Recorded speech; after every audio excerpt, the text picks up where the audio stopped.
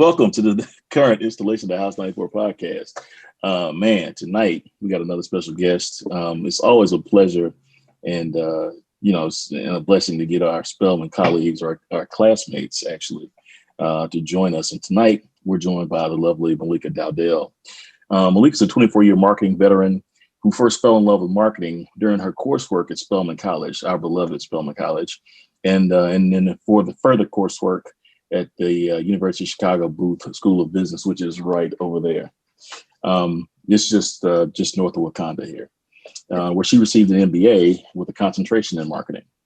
She stands apart as a marketer because of her ability to implement creative, game-changing solutions while ensuring high-quality implementation in the marketplace. While the majority of her career has been focused within the packaged goods space in roles at Philip Morris, Miller Brewing Company, Coca-Cola, PepsiCo, and PepsiCo, she has also enjoyed the opportunity to serve others in roles in the nonprofit space. Now, the Boys and Girls Club of America, in public service with the city of Atlanta. Ms. Dowdell has been recognized by Creative Media Awards, MSN, and Mix Awards for excellence in marketing and research program development. Currently, Ms. Dowdell is a founder of DNA Marketing, which I hope soon will be a customer of, which is a boutique marketing firm that specializes in supporting the marketing needs of small businesses. So with that, welcome to the House 94 podcast. Can't wait to hear a little bit more about your story. Hello. It's so good to be here. Thank you guys for the invitation. I really, really appreciate it. So thank you. You want me to tell you a little bit? And this is tea, by the way. This is tea. Yes, please.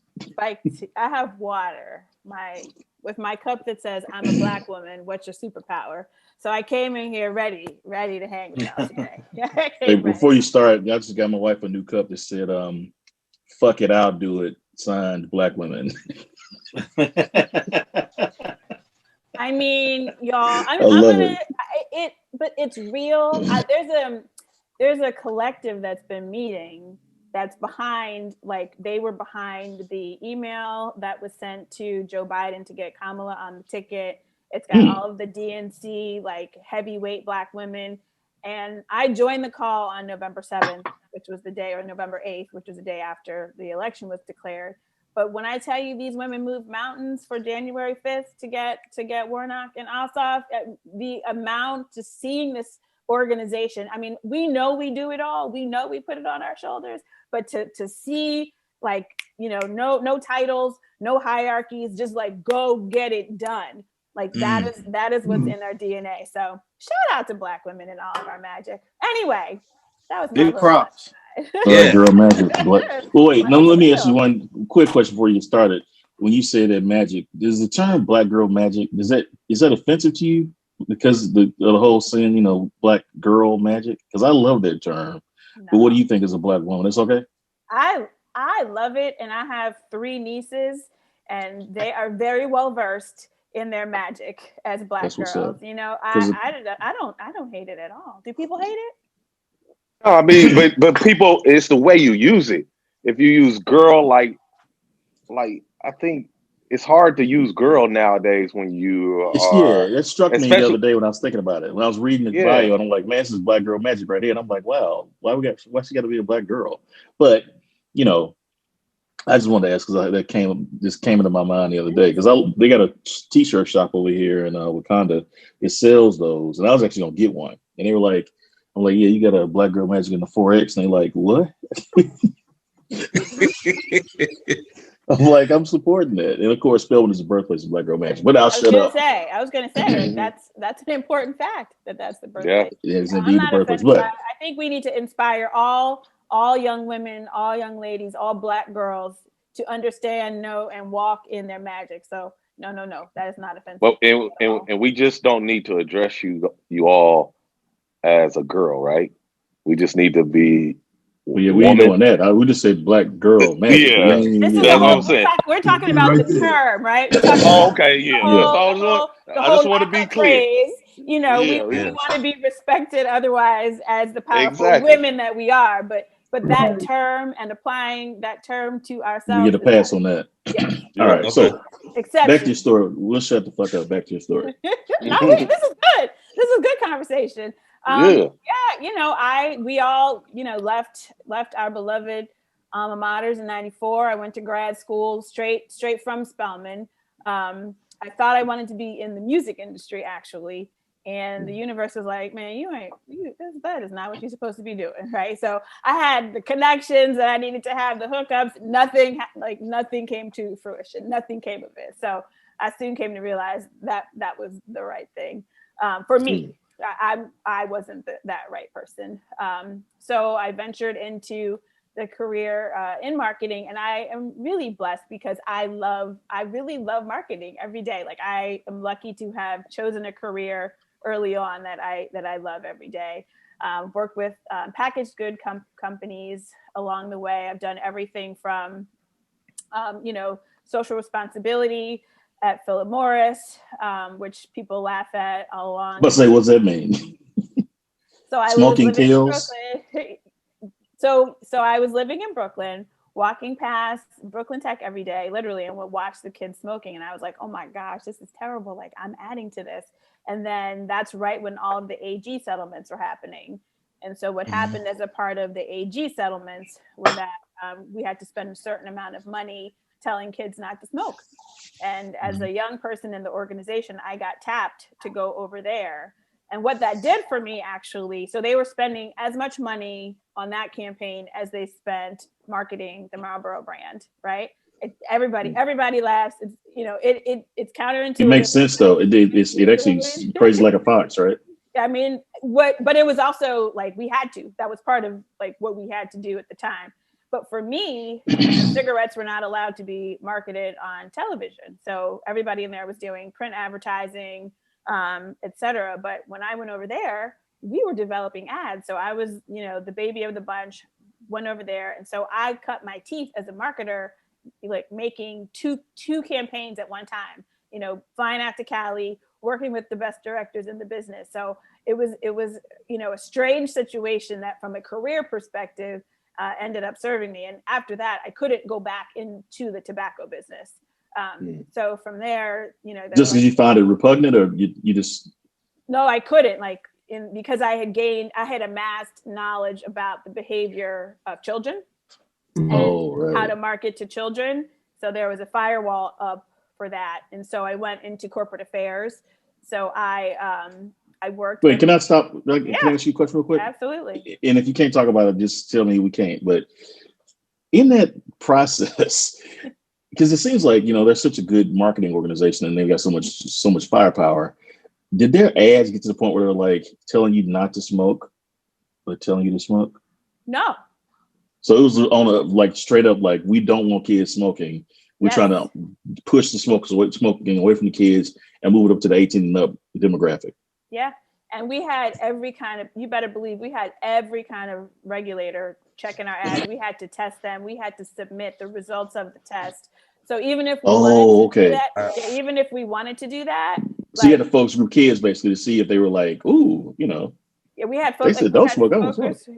Well, that was part of the issue, because when you tell kids not to do something, right, it becomes more cool for them to try to figure out how to do it. So that was part of just understanding that behavior. So it was interesting, did that for a couple of years, and then, moved over to, the black folks, corporate affairs. So worked with Black organizations to give them money. That was, If we go back a little bit, just that experience you gained working with the tobacco, you certainly have to think out the box on how you're marketing. In that role, what was your role in there? Were you just playing the back and learning, or were you up in the front pitching? And how did that later on contribute to you? For the youth smoking prevention? For the youth smoking prevention part? There were two of us. It was my boss and I in marketing. So I actually was pretty hands-on. Normally, in an organization of that size, if you're, newly out of school, you're not that hands-on. But I was knee deep in the research. And again, it was something that I was passionate about, which, who knows what that means being at that company. But I was passionate about it. I was at the shoots. I was sitting in the director's chair. I was, telling people the shot. I was working on the casting. So all the things that you need to learn to do as a marketer, learning how to work with ad agencies. And that's something that throughout my career that I've been complimented on, is really understanding how to brief advertising agencies, how to give direction, because it's a fine line of telling creative people what to do, right? So you have to be respectful of their creative vision while making them understand what, as a client, what you're looking for. And so being able to, or having been able to do that early in my career kind of set me up for that success so when I went to Miller Brewing Company down the road, I was put in a newly created role that was like just advertising. So that was for Miller Lite, Miller High Life, Miller Genuine Draft. And all we did was cut ads. I was like, we need an ad for, XYZ. And they didn't have it. They didn't have a budget. They were like, just write a proposal. I wrote a proposal and they were like, here's money. So I was able to take that money. I hired a new Black agency that was new on the scene, new in Chicago. I don't know if you know Ahmed Islam in Chicago, Carl. But their agency was just up and coming. Got them on board with Miller Brewing Company. As a young agency, you're trying to get a big name, right? And that's huge, yeah. And so brought them in, was able to help nurture them, and they grew huge. They stayed with the company after I left. So opportunities like that, I think have been like the thing that has characterized my career. So I was at Miller in Milwaukee. Who wants to be in Milwaukee? I had a great. It was not terrible, but it's Milwaukee. I've been to Milwaukee a few times, and Who wants to be in Milwaukee? Miller was my favorite job. I had great mentorship. I learned a lot. We had an entrepreneur program that I managed back then, which is interesting in terms of a full circle moment. So we were giving money out back in 2003 to black urban entrepreneurs. It was called the Miller Urban Entrepreneurs Program. And so, yep. No, I was just going to ask. So, with throughout your career working with different clients, different companies, do you have? You said you were passionate about marketing. Is it a custom recipe or process that you have when you approach different clients, or is it something new and the challenge is it a new challenge for you, or is it something that you come with your expertise, or you try to put something together? Which one is it? A little bit of both. So, okay. I think depending on the brand and the makeup of the brand, each brand is different in how you build your relationship with your customers, because that's what marketing is. It's relationship building at the end of the day. And so different people want to hear you say different things to them and speak to you differently. So when we were doing a Miller Lite campaign, we had a referee that was basically recreating the Taste Great, Less Filling debates, which was a really, hugely popular ad campaign before we came along. But like that Miller Lite versus Bud Light, that was something that, the light beer drinkers wore on their chest. So they like to go out and be passionate about my beer is the best beer. When we talk about, selling the Sprite brand, which was where I went after Miller Brewing Company, I was talking to, Black teens, right? And had LeBron James. So I pitched directly to LeBron James, and sold in advertising to him. And so really understanding, okay, what makes this guy great and how do we connect him to our brand, right? And so figuring out how to do that looks a lot different than the light beer wars. And so you have to take into account the things that you're pulling from each brand and create the synergy between each of them.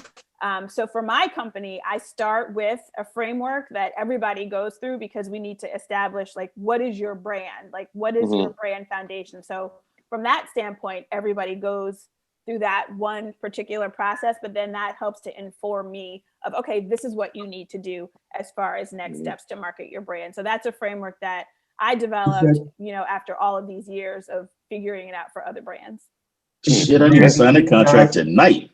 Is that what you call the brand deep dive? I'm excited. That's the brand deep dive. Yeah. So, and this is kind of like a segue with the innovative ways with technology and the new way of marketing. How have you adapted to? Because you've been in the game for 24 years, right? That was 24. Yeah. So how have you adapted to the new way of marketing? That is an amazing question, because at the end of the day, once you're going on a certain track, so if let's say I'm like the brand leader at Coke, I'm probably doing things like in classical brand way, and they're hiring in the new folks to do the digital marketing stuff, right? And so you get to be almost 50 and you're like, oh, wait a minute, like if I want to change roles, what am I going to do? Like, how am I going to cut my teeth? So I have actually, over the last few years, as DNA is my main thing, I have found side projects so I can cut my teeth and learn and understand, how to do, email automation, automated marketing, making sure that I can use those systems as well. And I can speak the language, because I need to help educate my clients from a DNA marketing perspective, because they come in like, how do I tell people about myself? How do I raise awareness? And there's a lot of different ways to do that. And there's some ways that are more cost effective than others. But at the end of the day, I would tell any marketer, like, just like keep your chops up. Even if there's a role that's like a lateral move and it's not, full upward progressing, that lateral move down the road will allow you to progress further, because you're taking the time to build your toolbox of skills.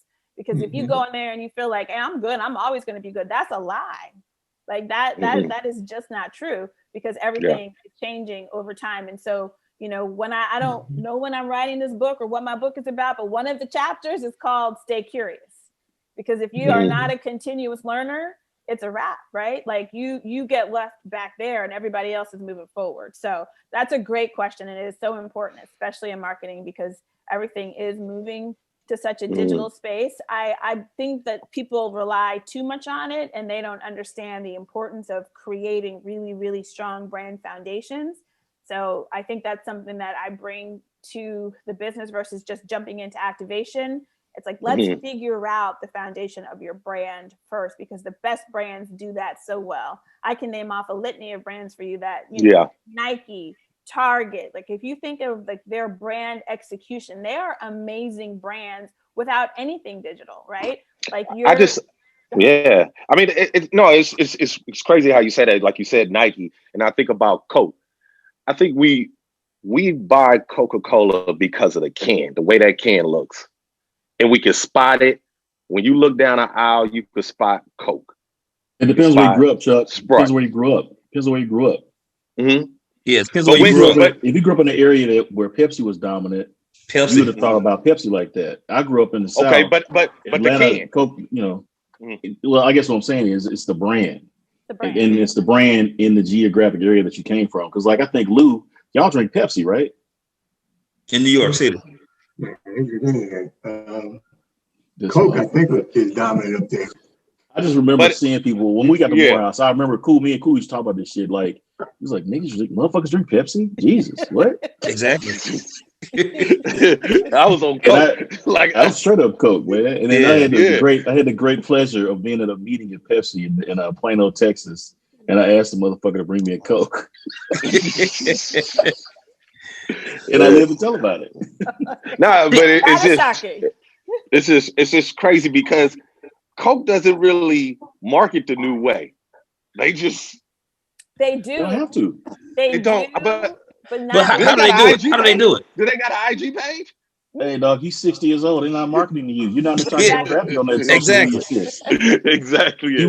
I got a question to piggyback on the innovation. Like, like everybody's talking about this Facebook marketing, email us out, everybody text messaging. They kind of, the email is dying because everybody's email is being filled up. How do you select your clients to kind of keep your chops up? What do you do? You know what I mean? I know you select, you say you select clients. How do you go about, first of all, finding the clients, and also two, getting kind of transferring your skill set from classic to, I guess, this quote unquote new medium of marketing? Yeah. So, there are places, there are like gig sites, like, kind of freelancer sites where you can go find, and if they're looking for kind of, they'll take someone that's, maybe, an intermediate level digital marketer or whatever, and go in, figure that out. I tell them, like, this is where I am. This is my skill set, but I'm bringing this to the table. So you're kind of getting two for the price of one. And so that's how, get to learn the tools. I do a lot of self-study as well, so, HubSpot has amazing self-study. I don't know if you're familiar with that tool. LinkedIn has self-study. There's so many platforms where you can go get certifications on many different things. So there's the studying part, and then there's actual implementation. And so I do both of that, always trying to learn. And then, I think it's interesting because to me, I think Clubhouse, I was asking you guys about it earlier, is an example of this. But if you think about what Clubhouse is, it's really just a party line, right? Yeah, it is. And so it's just kind of things like we got Zoom, we figured out this face-to-face communication, and the hot thing right now is a party line. And so that's why the digital thing is you need to learn and understand it. You need to understand the ability of the digital mediums to gather data, because the game is always data, right? So if you're a company that's gathering a lot of data, can create a lot of lists that people might want access to, that's where your value is, right? That's where that's when people want to buy you, whatever it might be. That's where you might be able to stage your exits. But just understanding every channel has its own special thing, but not one of them is ever going to be dominant in a solo position, in my opinion. Yeah, I mean, that's crazy how you describe Clubhouse, because that was like the 976 chat. That's when we were in high school. It is a party line. It's exactly what it is. But I mean, you could get some good information here, some good speakers when they managing it right. But I've gotten great information. I'm talking about just the delivery mechanism. Yeah. I think if you tap into the right people, right conversations, you can learn a lot of things. Absolutely. I'm in total agreement with you about that. Totally. Yeah. Looking forward to jumping in. I got your invite, Chuck. Appreciate that. Oh yeah, no problem, man. All you Android users, if you want to join the party, you got to hold on for a second. We got Cool as a convert now. He came on Team iPhone, and so he came on to like. Yeah, he converted. Yeah, that's right. Lou's gonna die with that Android in his cold dead fingers. It's okay, man. Well, I got a question for you. So, in terms of the entrepreneurs that you're working with now, because you're in your own space, I'm sure you might have some big box or some larger clients, but you also have startups, like somebody we know is called. What's your general advice for somebody that's looking to make the jump from, because you were in large industry and you went out, took your expertise and, took your talents elsewhere to your own shop. What do you tell people, or what's that advice, or that jump, don't jump type discussion about, getting out and putting your own shingle up? Whew. It's a lot. You've got 30 seconds. Right, exactly. First, obviously, it's a roller coaster in terms of the good days and the bad days, right? There's the amazing days, and then sometimes are the days where you're like, can I do this again tomorrow? So as much as you can save in advance of doing that, and it sounds cliche, but it's real, just from kind of just a mindset, temperament perspective. The other thing is that depending on what your business is, for me, I can market all day, but I didn't really focus on or just really give a lot of thought to the business of running a business, right? And so I called my accountant. I thought I had what I needed, had the business. I had the business incorporated for years prior to launching. So, I did all those things. But it's a thing, it's two jobs. It's your client base, doing all of that, servicing your clients. And then there's the administrative part. And so just really walking into it with that understanding that that's really important. In fact, I just launched an entrepreneurial boot camp for Black women. Because Black women actually are starting businesses at a faster rate than any other cohort, right? We're starting all the businesses, and our rate of success is far under any other cohort. Our profit is ridiculously underserved, and that's really the gap. There is the education gap. Understanding, it could be understanding how to market your brand. It could be not understanding the business finance. And so my goal, and I call it the Kalima Collective, and my goal with the Kalima Collective is to say, okay, ladies, like these are the things that you need to know, that you need to think about.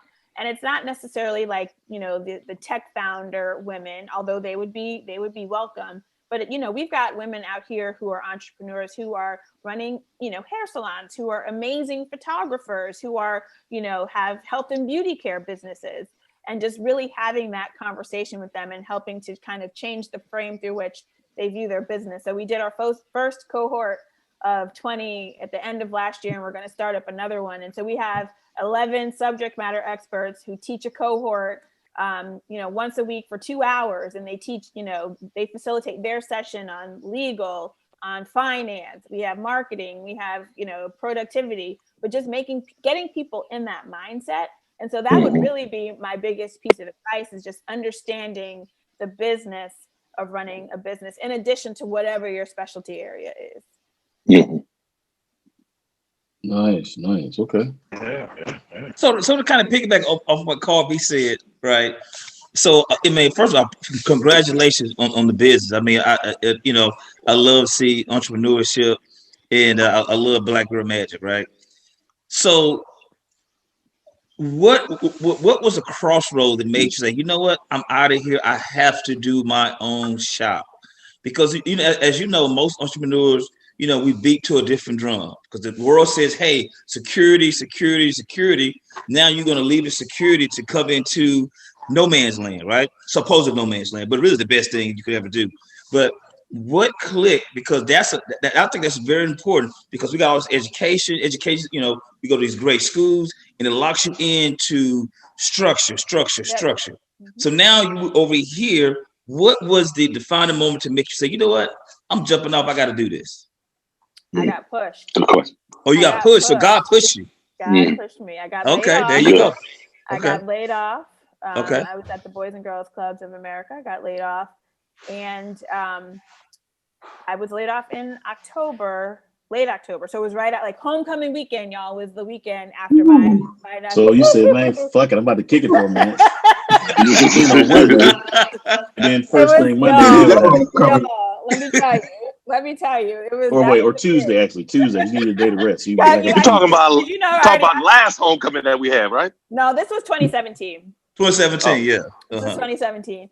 And, you know, I already had Monday off, so I obviously stayed out Monday anyway. Exactly. Any good homecoming takes off Monday. So yeah, I got pushed. So I got laid off and wasn't expecting it. And so I had a job offer that I shouldn't have taken, but I had a job offer by the end of the year, right? So I started 2018 with a job, but I was like hustling because I was like, what am I supposed to do? I don't have a parent. My mom has passed. My dad has dementia. So, you know, I'm solo in this world, right? Yeah. What am I going to do? So I was doing everything. I was consulting for a friend. I was working retail because I was like, I'm not going to be stuck out here. Like, I'm not going, you know, I didn't care. I just knew what I was not going to be. I took that job. I was miserable. So I didn't stay, and I didn't stay. And I realized inside of that job that like the energy that I got from like figuring it out, like creating a way, making a way for myself, like I was thriving and I didn't know it. Like I was, you know, I was moving in a place of fear, but I was growing all the while. So then when I got put back into a situation where I was like boxed in, and the environment was, you know, and every environment is not this, but the one that I went into was the most tight. I was like, this is not. I went to Barcelona to see Beyonce, and I flew home, and I was like on the plane crying. And I was like, I don't cry like this. Like, why am I crying? And I was coming back to a situation that I was so unhappy with, and I was like, this is not how I'm supposed to live my life. And that's when I decided to do it. Yeah, I haven't seen, you guys probably heard it before. Fear. What does fear stand for, right? Two things, right? It could be face everything and run, or face everything and rise. That's you know right. what I'm saying? Yeah. So the latter, you did that. I like it. I love it. I agree with that. Love to hear them stories. Yeah. Yeah. It's been an adventure. It's been an adventure, you know, and there's been hard times, but you know, there's been time even during Corona, because my clients are all small businesses. right? And so they were like, well, like we don't know if we're going to open tomorrow. And all of my business has been referral, right? Like it's all been referral. And I was like, girl, you better go out there and find some business. Like, you know what I mean? Like, like why you sit back and waiting for somebody? That's not how this works. But so you have to, as an entrepreneur, you have to like have those conversations, and you have to be willing to hear those conversations. So it's been an awesome journey. Hopefully it's one that will last. If some amazing other opportunity comes and it's right for me and how I move, that works too, right? So I'm just enjoying learning and growing and helping other people, as a part of my journey. Which is a good segue. Now we want to get back to the cocksucker in chief and this bullshit he's presiding over, dude. So just fast forward since the last time we talked about this, we had the election. They had to certify the electoral college. They tried to steal all of that, and then they came back after all these lawsuits were thrown out of court and all this other shit. Finally, their last stand was going to be a literal insurrection, where the cocksucker in chief he holds a rally, invites everybody to this march, MAGA, Trump, so Donald Trump's going to, call all his troops in for the MAGA march, and basically said, hey, we're going to walk up this hill.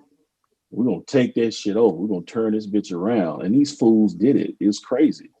And I mean, it's like nothing like we've ever seen before. This was supposed to be like a simply procedural type situation. They come in, like we've seen them all before. The vice president comes in, gavels that shit out, and it's like, bang and thanks.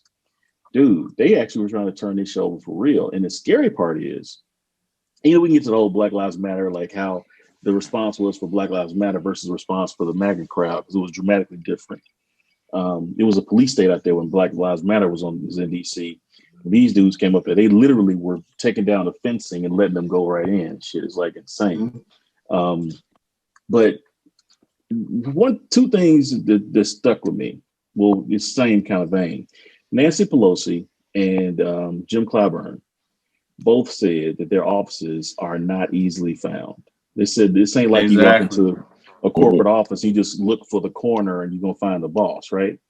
Their shit is like a labyrinth, and it's not easily found. They said people were right. They were sitting at the motherfucker had his feet on Nancy Pelosi's desk. Yeah. This shit I believe she was an inside job, bro. Oh, for sure. Sure.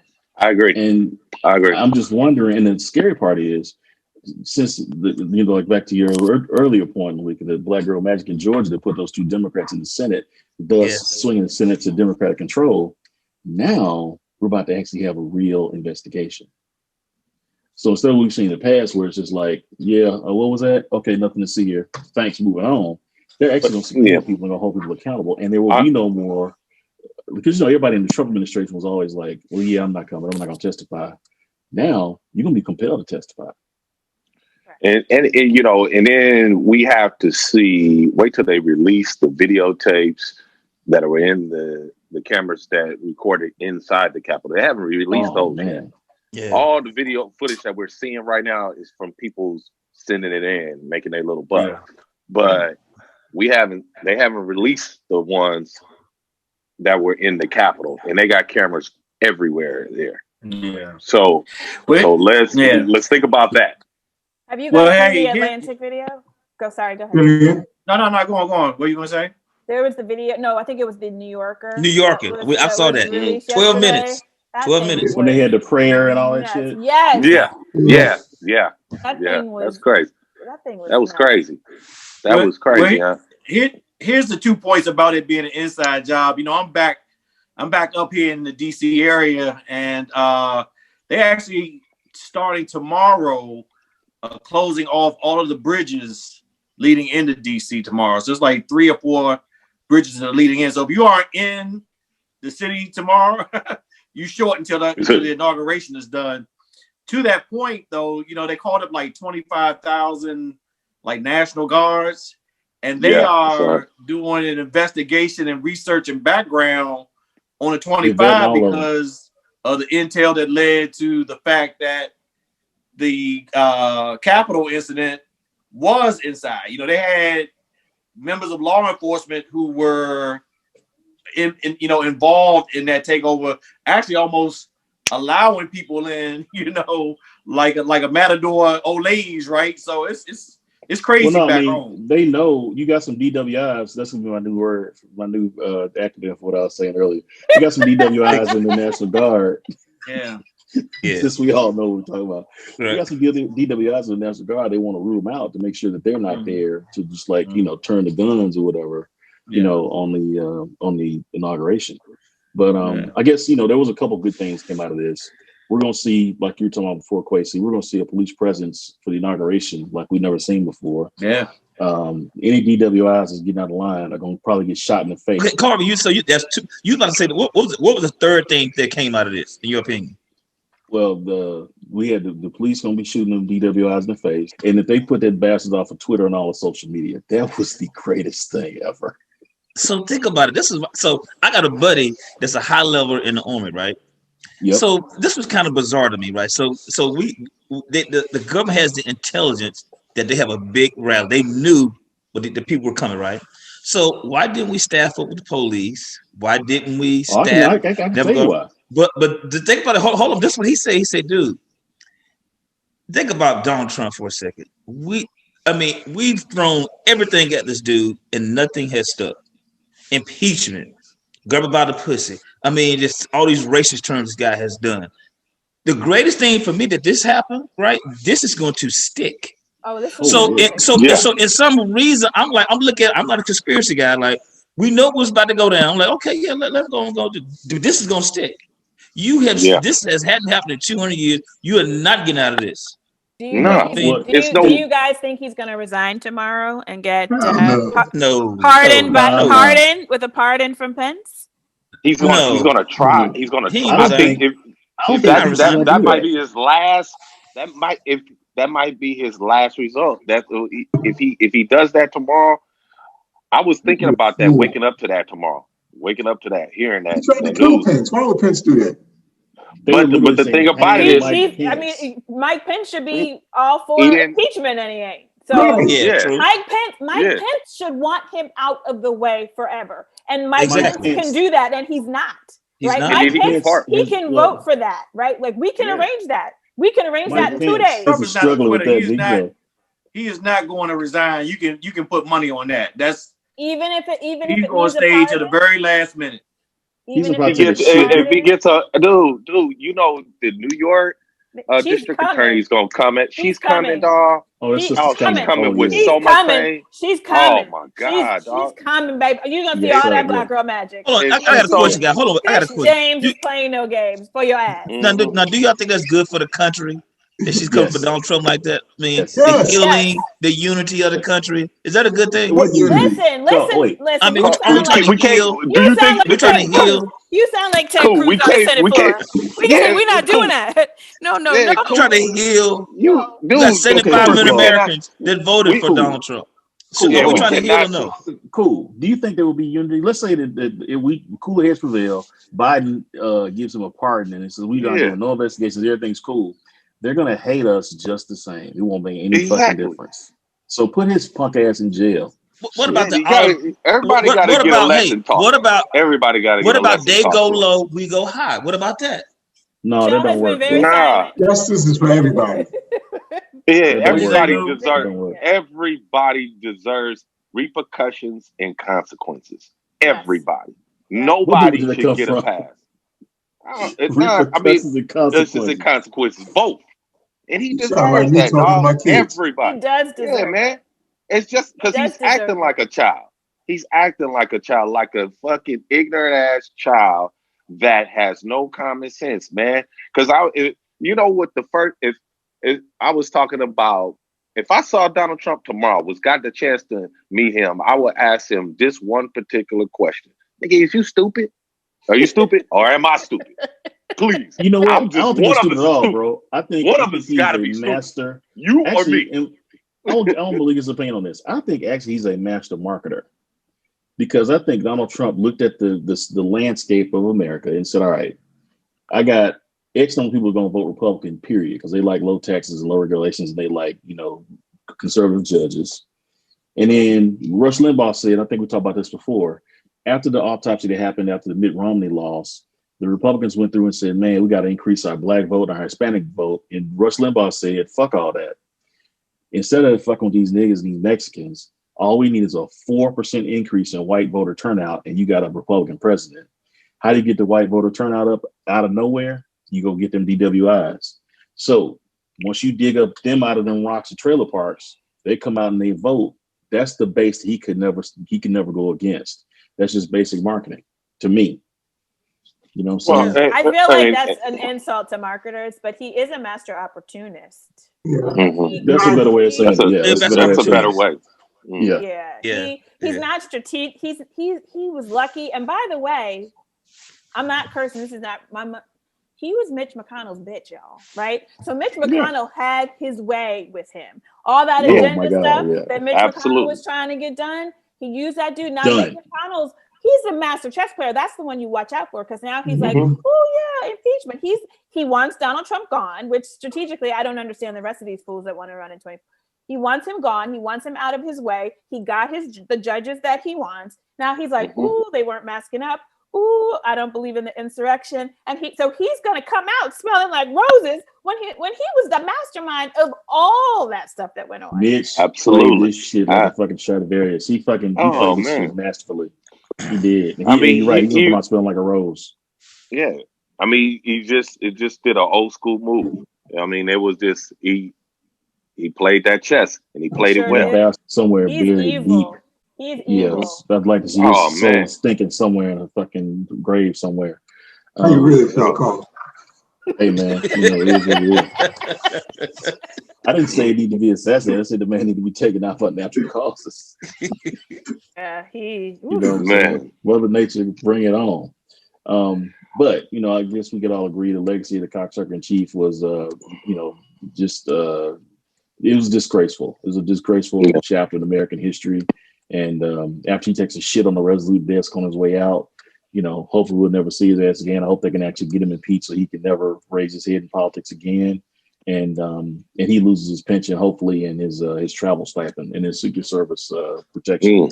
So I have a question. Sorry. Yes. Go ahead. Yeah, that's good. What do you all think is going to be the legacy of the Trump family name? You know what? That's a great question, because you got to think about it. Toxic as hell. It's gonna be toxic as hell. How long do you think it's gonna be toxic though? Because you think about this for a second. How do you guys feel about George Bush right now? What are your thoughts about George? You think of George Bush? What do you think about? Him and Obama school. Him and Obama school. See, him and Obama school. Okay. I think that George Bush, I thought had some bad policies. But I never thought George Bush didn't love America. I didn't think he loved America. Thought he was a good dude. He was. But when he left office, hold up. Now when he left office, they deemed him the worst president ever in America. That's before Trump. Ain't nobody coming back worse than Trump. Nobody. Hey, nobody. I just think. George Bush created the recession. Hold on. Bush did not get that designation until Trump got here, because when Obama was president, nobody thought about Bush. Nobody thought about his ass. It was good riddance. Yeah. I mean, we was like, okay. I mean, they had the torture, the Iraq War, all that. Oh yeah, the Bush tax cuts. I mean, we could. But he didn't try to overthrow the U.S. government. He didn't try to do some. He wasn't trying to be a dictator. Yeah, Trump wasn't be a dictator. But her question was not Donald Trump. It was the Trump kid's legacy or Trump's legacy. Which one? Well, okay. Family name. Now. The kids. Family name. Okay. Right now, they're saying that people that have worked in the administration are having tough times finding jobs. They're trying to get these people on in different areas around the world, around the country. Shit, they having a tough time finding a job. The Trump brand is toxic. They just lost the damn Bedminster PGA. Yes, it did. Yeah, that's gonna hurt his business with the Trump organization. They've lost, man. And then the large companies are stopped giving donations to the RNC, bro. Man, that's really what got the fucking Mitch McConnell like. Okay, shit. Hey, hang on now. Yeah, that corporate dollar. Corporate dollar. When I said that to y'all. When they cut that I bread, always tell motherfuckers, freedom of speech is not free. You know what I'm saying? When Bill O'Reilly was talking all that shit, he lost his endorsements, and then Fox had to cut his ass. bro, you can say whatever you fucking want to say, but the free market can decide what they want to do with your ass. Yeah, and that's what's happening now. And they know how to shut your ass up. They hurt your pockets, and when they hurt those pockets, I also think this bullshit. The way he targeted black voters so surgically in every area, it was a swing state. I think that also has elevated the cause of Black Lives Matter, because now it's like it's just like that's why the fucking corporations backed off. Like, bro, y'all doing too much, man. You know what I'm saying? You can't just say niggas can't vote. You got to disqualify all the votes in the. So, what do you think about like Ted Cruz and Josh Hawley? Like, what do you think's gonna happen? They're done. Their political career is a wrap. They tried to hang in there, and they're trying to ride it all the way out, but they're done as funny. Politicians. You had two camps, right? You had the Cruz Hawley camp, then you had the Tom Cotton camp. Tom Cotton is equally much. He's as big of a cocksucker as all of the rest of them. Right. He made a calculation and say, you know what? I'm gonna stay out of this bullshit. I'm gonna stay out of the fray. Cruz and Hawley said, "Fuck this! I'm going all in for Trump." And Tom Cotton came out on top, and it's gonna be a front runner in 2024. Yeah, but it's gonna be. I think we got this in the bag, fellas. Any part? Real important. We got it. Let's say thank you. Thank you. Thank you. So much fun. This was cool. Thank you for the invitation. Thank you for the invitation. Yeah, I want to say thank you. Thank you for coming on and listen. I'm so proud of you just getting on this entrepreneur thing. This ship is the best thing. Trust me, in life you've done all the peaks and all the valleys.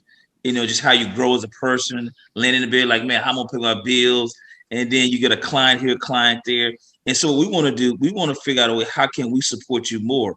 You know, in throwing business. Hey man, I'm about to sign the contract. In the next couple of weeks, man. Okay, so we all need to figure out how we can sign contracts. You know, how can we invest in you, invest in your business to see you flourish, because you're a sister, and your example is going to be impactful, because even though God pushed you off, right? But still, you got off. You could have went back. You could avoid the opportunity they gave you, right? But you stuck to the script, and you go stick to it. And trust me, it's gonna be the best thing that ever happened to you in your life. Well said, cool. Thank you. I totally agree with that. I appreciate it. All the entrepreneurs out there, DNA Marketing, Chelsea, get the thing up or whatever to put it up.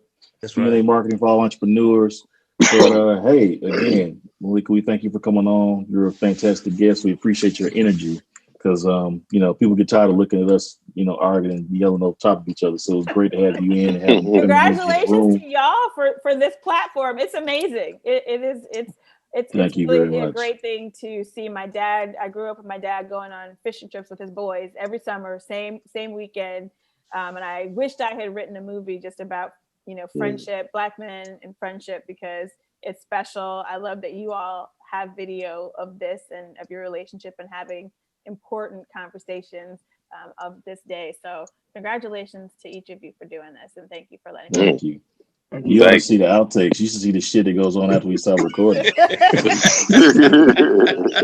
this when it gets real live. Shit. That's fans only. Shit we can monetize right there. But hey, boom, we got this in the bag. TheHouse94.com, the House 94 podcast, Spotify, Apple, YouTube, Twitter, IG, all of that. Like, subscribe, follow us on Facebook, give us your feedback, let us know how much you love us or how much you hate us. We got thick skin. We don't get our feelings hurt. So tell us what you like, what you don't like, what you want to hear about, all of that. Again, thanks for coming out. Malaika, thanks again for coming on the show. And we out. Aye. Row.